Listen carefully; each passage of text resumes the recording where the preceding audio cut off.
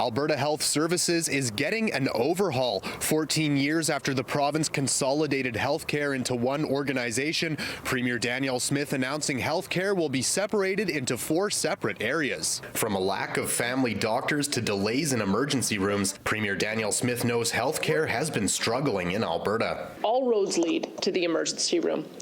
If you don't have a family doctor and your child is suffering a high fever, you go to the emergency room. If you're having a mental health crisis, you go to the emergency room. If there's an addiction crisis, you go to the emergency room.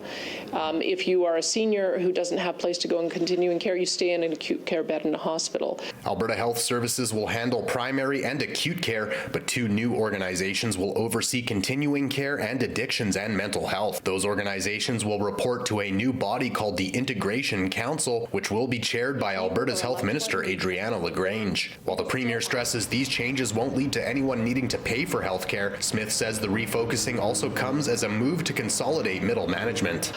We've made a commitment. We don't foresee any frontline patient-focused health professionals being.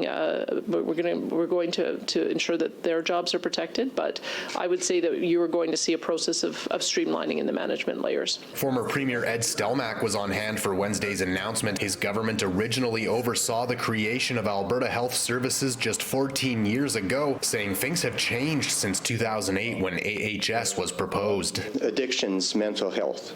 In 2008, yes, we did have some issues, but not anywhere similar to what we have today in emergency rooms across the province, where a lot of the visits to the doctors in emergency are off a mental health issue. Homelessness, the numbers are incredible.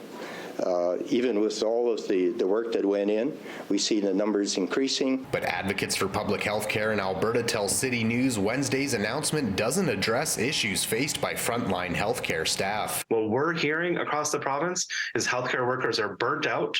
They're looking at quitting, leaving the system, or moving out of the province, and nothing today is going to stop that from happening. We need a serious conversation about the workforce, retention, and recruitment, and instead we're seeing restructuring. The province's opposition health critic says splitting up AHS into 4 new organizations will create more problems, not less. We're going to have different boards and agencies and everyone that's involved.